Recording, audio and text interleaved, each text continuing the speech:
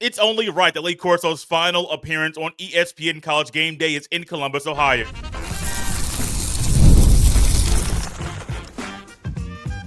You are Locked On Buckeyes, your daily podcast on the Ohio State Buckeyes. Part of the Locked On Podcast Network, your team every day. Welcome in, Buckeye fans, to a bonus episode of Locked On Buckeyes, which is your daily Ohio State podcast, part of the Locked On Podcast Network, your team every day. I'm your host, Jay Stevens, veteran sports talk host, delivering passionate coverage about your Buckeyes. And during this Buckeye Blitz, we're going to bring in Spencer McLaughlin for a crossover segment we had over at Locked On College Football, reacting to the news that Lee Corso's final appearance on ESPN College GameDay before retirement will be in Columbus, Ohio for the Buckeye season opener against the Texas Longhorns. Spencer and I both got a little emotional, both shared our thoughts, our preliminary thoughts before that final appearance on game day, which will be in Columbus. It's fun knowing that there's a lot of history between Lee Corso and Ohio State in the headgear pick, and knowing that there's a good chance that Lee Corso will pick Brutus one final time during week one of the upcoming season. So let's bring Spencer in and dive into our crossover segment.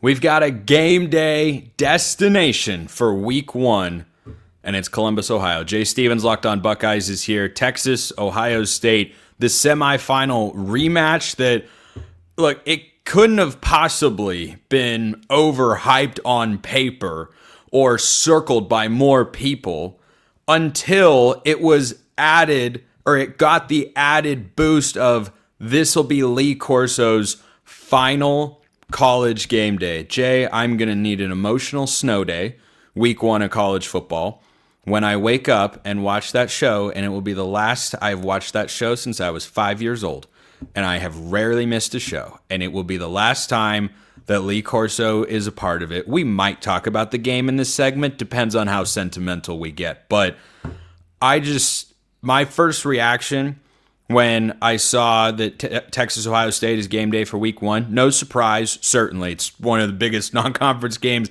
in any week of college football this year. It's going to be spectacular. I would bet, if our friends at FanDuel would let me, my life savings that he is going to pick the Buckeyes to win that game. There is no way he is going to go against Brutus, his first love as a mascot, where it all began, where it all ends. There's no way he picks Texas in that game, right? There is no way. There's no way at all. Not at all. And it wouldn't shock me if Kirk Herbstreit's wife, who actually helped with the first headgear pick and getting Brutus's head to the desk the very first time, it wouldn't shock me if she made an appearance. And I don't know if I've ever seen his wife on TV on game day at all. I've seen his kids. I've seen his dogs. His wife is really behind the scenes, but she is as instrumental as anybody to making sure the headgear happened the first time, and then a tradition was started. Man, it's going to be so weird, very weird to even know that Big Noon's going to be there and nobody cares. Like, nobody at all is going to even be watching Fox for the pregame.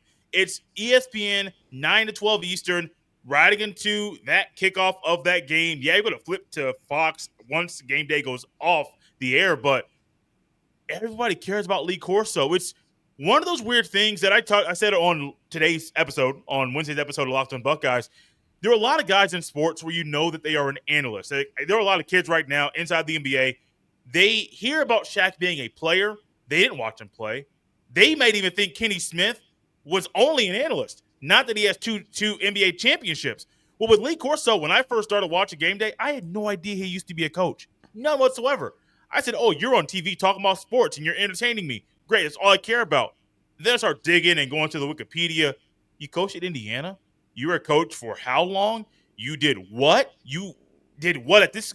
I had no idea, because that's how important he was, and that's how connected we got to him being the entertainer. We all waited the headgear pick. Now, I don't know. I don't still do this. I used to watch the pick selection at the end of every single show, and I was just waiting and waiting. I only really cared about Kirk Herbstreit's pick and Lee Corso's pick. But Lee Corso being the guy making that pick and making it as entertaining as he needed it to be, and even at James Madison dressing up like he was from the 1700s, we love that stuff. That's what makes sports fun. And he made college football fun And I think he's a big reason why college sports is as big as it is today. I think when you nailed it right on the head, because when I talk about college football being different than the NFL and things that separate it, game day is something that comes to mind.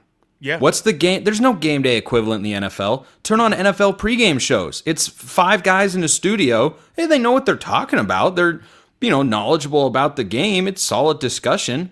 You don't have tens of thousands of students or however many behind you that were up at the crack of dawn just for the chance to put their face on camera for 2 seconds, if that want to go crazy when an analyst picks their team and want to boo him off the stage when he picks against them. Like there's nothing like that. This episode is brought to you by FanDuel. The NBA playoffs are in full swing, and every night delivers highlight-worthy performances, major momentum shifts, and can't-miss moments. Whether it's a game-winning shot or a breakout player, there's never been a better time to get in on the action. FanDuel makes it easy to stay in the game before tip-off and with live player props, performance trends, and same-game parlays. Fans have more ways than ever to play smart and win big. New to FanDuel? Guys, it's a perfect time to sign up. Head to FanDuel.com and place your first $5 bet. If it wins, you'll get $200 in bonus bets. Once again, are you new to FanDuel? If you are, it's the perfect time to sign up. Head to FanDuel.com and place your first $5 bet. If it wins, you'll get $200 in bonus bets. Make every moment more with FanDuel, official sports betting partner of the NBA. For me, Jay, Corso's headgear pick has always been a significant marker in sports. I can't start my college football Saturday until I've seen the headgear pick. When I was growing up, and I'd watch it every Saturday, some Saturdays I slept in a little later. And I grew up on the West Coast, so games started at 9 a.m. Pacific time. And so there were times where, I'm not watching much game day today because I slept till 8:45. But I never wanted to sleep past 9, and in the rare occasions when I did, I couldn't miss the headgear pick.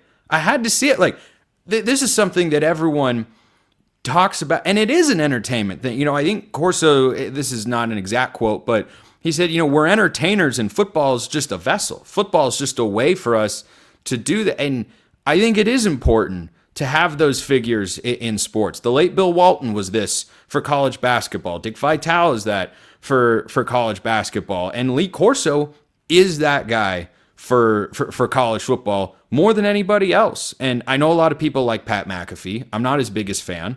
I get the appeal. It's just not my style. But Lee Corso is, because Lee Corso feels to me true love of the game, college football, and there won't be anything like that. I don't think anyone should try to pick up the headgear mantle. I think that was Coach's thing, and it should just remain Coach's thing forever until the end of time. And I do wonder, Jay, you'll of course be able to bet with our friends at FanDuel about who wins the game. But will there be a bet on who Corso picks for the headgear? Ohio State's got to be minus 7,000 for the Corso headgear pick. It's got to be. It's got to be. Like, he's always spoken very lovingly about certain mascots, and Brutus was his first. And that makes it special. And you're going to Columbus, and Ohio State's playing, and yeah, like we said, I can't see him picking against. But I did want to get to the game just a little bit. I think this is a worthy destination for college game day to go. But right now, Jay, in the middle of June, how do you feel about this game? Because on paper, I like Texas more than Ohio State. It's weird, Spencer. You and I agree on some things. We agree on some other things. We're on the same page here. I don't have a good feeling that a first-time starting quarterback for Ohio State, even though you're at home and both the premier pregame shows will be there, will be able to play well enough to win the game. Now, there are guys like Caleb Downs and Jeremiah Smith that can overcome and help overcome some of the issues that a first-time starting quarterback is going to have. And I think it's going to be Julian Sand. Also, side note, I don't know if you saw this. Ohio State posted a screenshot from EA's College Football 26. And it was Julian Sand next to Ryan Day, but Ryan Day has not announced Sand as a starting quarterback. And the school never came out and said, this is our subtle way of saying Sand's a starting quarterback. But to me, when I saw that, it always all basically confirmed what I already thought. The Saints starting quarterback. I did not see that. It sounds like the people at EA need a stern talking to, Jay. I think that's what our takeaway should be. Maybe. It came from Ohio State's legit football Instagram account, so maybe EA gave it to them, and they said, great, cool. I have my nerves about a first-year starting quarterback, going up against Texas, and what is a revenge game. Even though it's on your home turf, ours just played more football. Texas's defense is eager and hungry to get back on the field. You can't take away a loss from a year ago, but you will feel really good if you beat the team that knocked you out of the playoff last year the first time you're back on the field. I do think the Buckeyes in the trenches are going to be better than advertised, picking up guys like Bo Atkinson and Logan George on the defensive line is going to be very, very big. O-line will be better early than most offensive lines are early in the year. It's the quarterback, man. It's the quarterback. I remember C.J. Stroud on the road against Minnesota, almost lost a game. If Mo Ibrahim didn't get hurt, I guarantee that Ohio State would have lost that game.